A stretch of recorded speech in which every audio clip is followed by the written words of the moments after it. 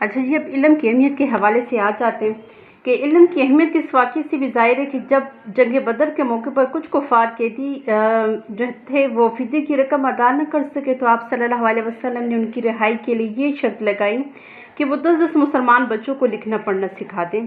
دیکھیں، آپ صلی اللہ علیہ وسلم نے رقم کی بجائے ان کو کیا کہا کہ 10 مسلمان بچوں کو لکھنا پڑھنا سکھا دیں۔ علم کی اتنی اہمیت ہے۔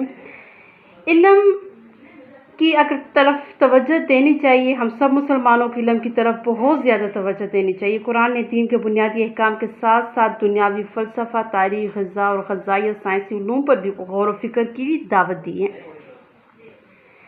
اسی طرح قرآن میں ارشاد ہے، اللہ کے بندوں میں سے اہل علم ہی اللہ سے ڈرتے ہیں۔ یہ بھی ضروری ہے کہ جو علم حاصل کیا اسے آگے پھیلایا جائے، یعنی دیے سے دیے کو جلایا جائے۔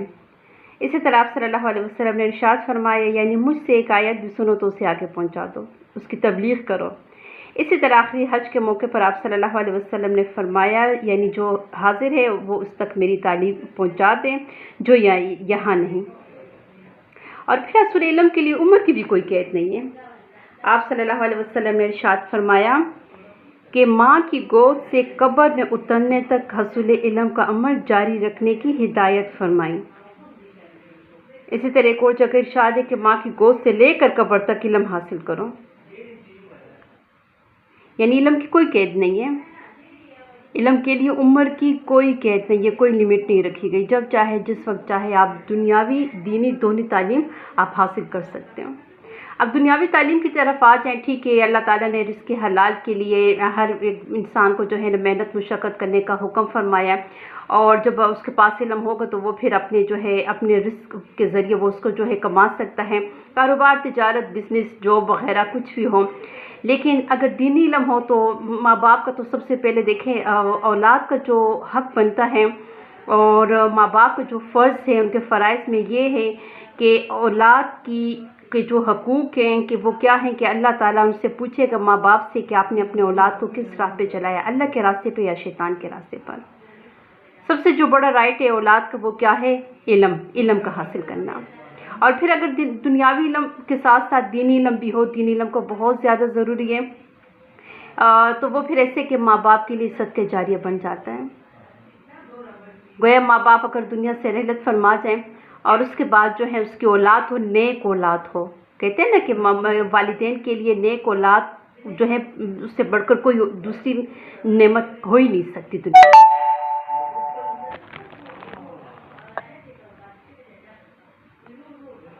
اسی طرح اگر دیکھا جائے تو یہاں پہ ہمارے لیے اللہ تعالیٰ کی طرف سے حکم ہے کہ علم حاصل کر اسے دوسروں تک پہنچائیں۔ تو ایک تو یہ ہو گیا کہ ہم دوسروں تک پہنچائیں، دوسرا کہ ہم اس سے خود بھی زیادہ سے زیادہ نفع حاصل کریں، وہ علم جو اس سے ہم خود زیادہ سے زیادہ نفع پہنچائیں۔ اب علم کی فضیلت کی طرف آ جاتے ہیں کہ علم عظمت و سربلندی کا ذریعہ ہے۔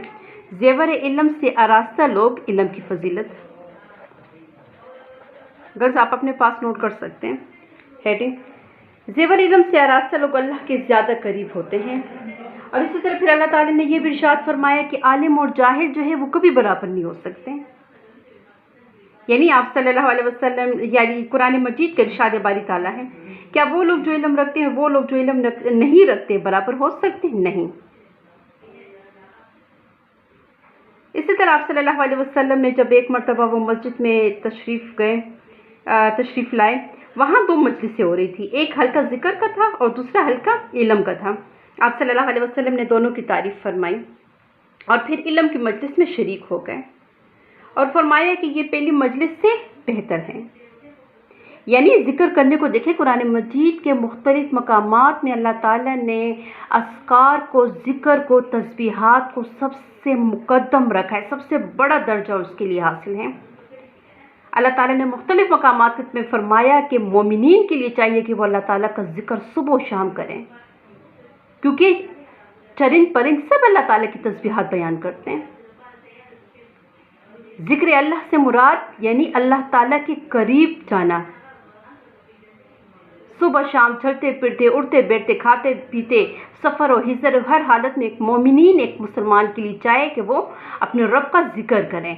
नहीं, आप सल्लल्लाहु अलैहि वसल्लम ने दोनों की तारीफ़ फरमाई, लेकिन किस मजलिस में शरीक हुए? इल्म की मजलिस में शरीक हुए। इसी तरह एक मरतबा आप सल्लल्लाहु अलैहि वसल्लम ने इरशाद फरमाया, जब तुम जन्नत की पुलवारियों में से गुजरो तो उनसे जी भरकर फ़ायदा उठाया करो। सहाबा कराम ने इरशाद फरमाया, या रसूलल्लाह, जन्नत की पुलवारियाँ क्या? आप सल्लल्लाहु अलैहि वसल्लम ने फरमाया, इल्म की मजलिसें हैं। यानी कि हमें इल्म हासिल करना चाहिए। इल्म हासिल करना बहुत बड़ी नेकी है। इल्म की कहते हैं जिसको तलब हो ना तो वो इबादत में शुमार हो जाता है। गोया ऐसे कि एक बंदा इबादत कर रहा है, इसमें कहते हैं मसरूफ़ रहना, तस्बीह और बहस व मुबाहिसा करना जहाद कहलाता है। कहते हैं इल्म सिखाओ दूसरों को तो वो सदका है। इल्म तन्हाई का साथी है, फराखी और तंगदस्ती में रहनुमा, दोस्त और बेहतरीन हमनशीन है। इल्म जन्नत का रास्ता बताता है। अल्लाह ताला इल्म ही के ज़रिए कौमों को सरबुलंदी अता फरमाता है। दुनिया की हर चीज़ इसके लिए दुआएं मग़फ़िरत करती हैं। गोया कि कहा जाता है कि समंदर की मछलियाँ तक उसके लिए दुआ करते हैं, क्योंकि इल्म दिलों की ज़िंदगी है और अंधों के लिए बिनाई है। इल्म जिस्म की तवन्नाई और क़ुव्वत है। इल्म के ज़रिए इंसान फ़रिश्तों के आला दर्जात तक जा पहुँचता है, क्योंकि फ़रिश्तों का जो दर्जा है वो सबसे आला है, लेकिन इंसानों को उससे नीचे। लेकिन इंसान अगर जद्दोजहद करे तो वो फ़रिश्तों के आला दर्जात तक पहुँच सकता है। इसी तरह इल्म में गौर व खोज करना, फ़िक्र व गौर करना, फ़िक्र करना रोज़े के बराबर है। इल्म ही के ज़रिए अल्लाह ताला की सही अतात और इबादत की जाती है। ज़ाहिर है इंसान अल्लाह ताला की मार्फत इलाही हासिल करने के लिए, अल्लाह उसकी मोहब्बत के लिए उसकी अतात पे हम करते हैं और वो फिर इबादत कहलाई जाती है। अल्लाह उसके बंदों के हकूक़ अदा करता है। कौन? अहले इल्म। खुशकिस्मत है वो लोग जो इल्म हासिल करते हैं, और कहा जाता है कि बदकिस्मत है वो लोग जो इस सादत से महरूम रहते हैं। नेक्स्ट वीडियो में मज़ीद आपको मैं कंटिन्यू करवाई जा रही हूँ।